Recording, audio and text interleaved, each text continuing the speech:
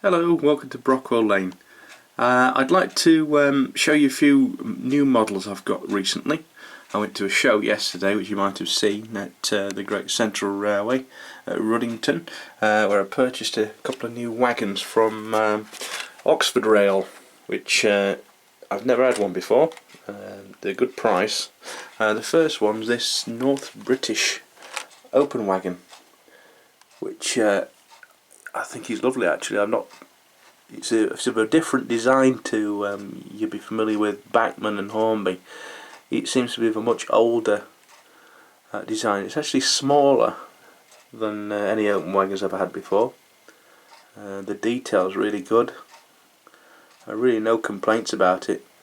The only thing I would say is in standard form with the tension lock couplers, the tension lock couplers are a lot longer, or seem to stick out a lot further than I like from Bachmann anyway. But it doesn't affect me because I changed them for the KDs.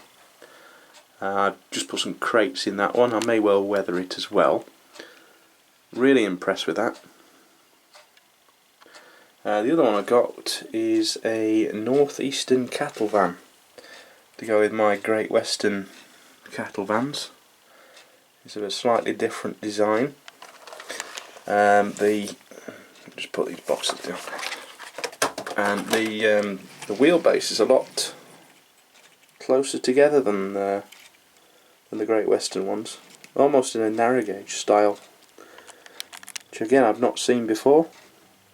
Very different to most other manufacturers' wagons, who seem to have the same wheelbase. So yeah, nice printing, really good detail for the money. Very impressed, and I'll certainly be buying more Oxford Rails wagons in the future.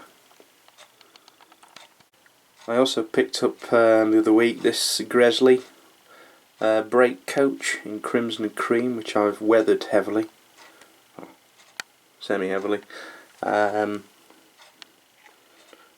match the other BR coaches I've got there. I'll get them out of the way. Oops. Which you've seen before, of course. And that makes a 3-car set. Also went to a little swap meet recently. Picked up this Ginty. It was under £40. It had couplers missing, a set of steps missing, and the box was really tatty. But the basic model's very good. It's a good runner. And as you can see, I've weathered it, detailed it, done it as an S&D Ginty. Going in the cab and coal in the tender, or the bunker rather. So that's a really nice looking addition to my layout. Also yesterday I bought this Oxford steamroller. It's a Fowler steamroller, which I've decided to put on top of this flat wagon. It needs strapping down or some wood on it to stop it jiggling about, but that's a beautiful model as well.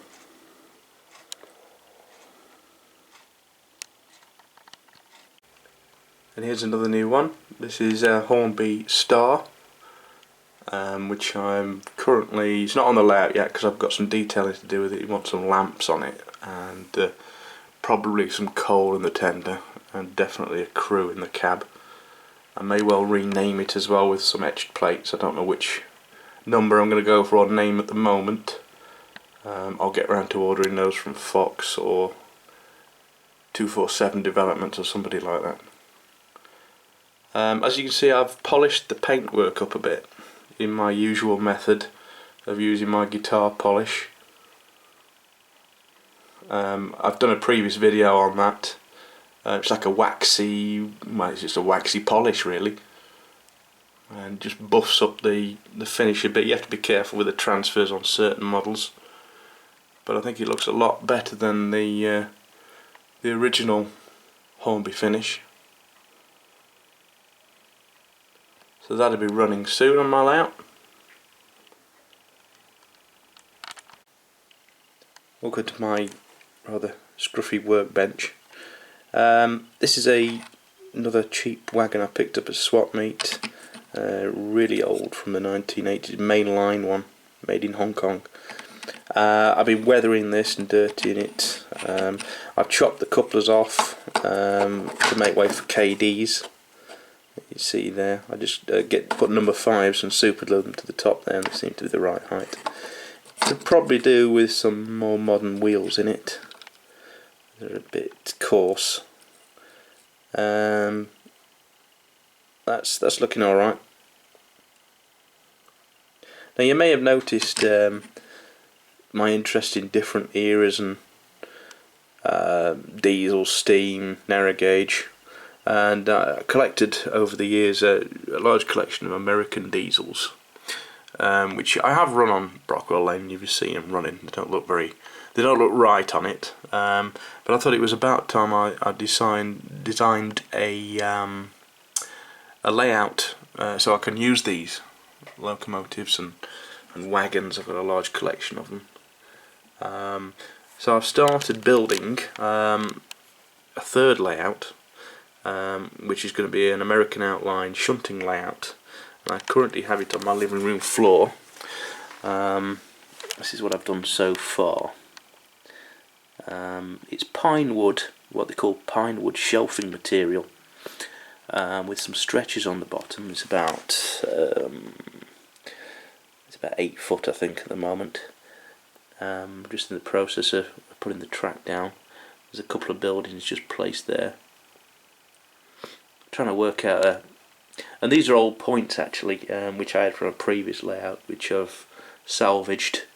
I've also been looking at little bits of wire and an old controller there. So it's done on the cheap, from what I've had previously, scraps, odds and ends, bits in boxes I haven't used for years. So this is going to go on a shelf in a different room to the Brockwell Lane layout. I have a clue what it's going to be called. I know it's going to be sort of New England based, sort of Vermont maybe, or that sort of area. So you may well see that developing over the coming months, or it may get scrapped, I don't know.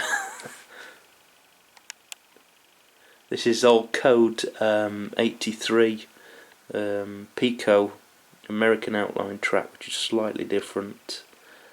Sleepers and ties, some very long points there, which I used to use on my old layout when I had more room.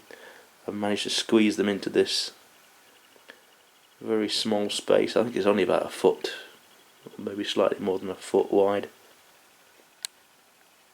So hopefully this afternoon I'll get that wired up and at least test the points out, test the tracks out.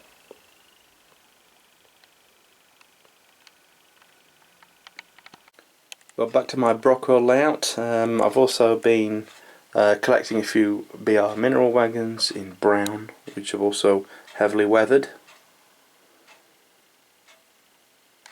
And at the back there you can see a train of China clay Bachmann wagons, which I've been redoing the hoods on and weathering. They may well get weathered again though. The hoods they come with, Bachmann ones, are very thick, and I don't think they're quite to scale, so this is tissue paper over a wooden frame, which is then painted in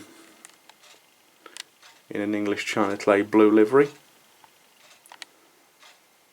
So although they're on the layout, they're sort of work in progress.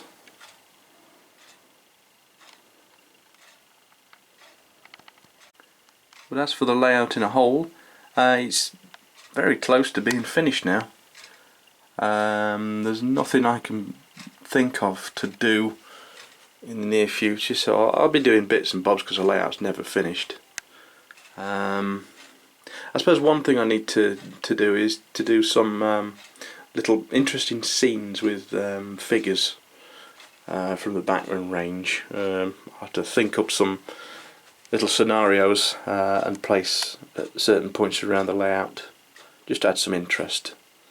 There might be some more trees go up, could perhaps squeeze a few more on the back there.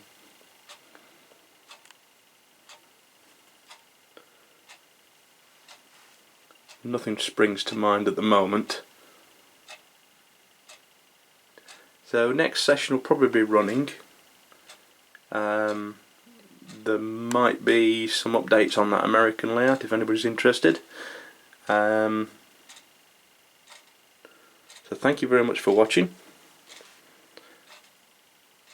Feel free to subscribe, comment below, and I'll see you next time. Thank you very much. Goodbye.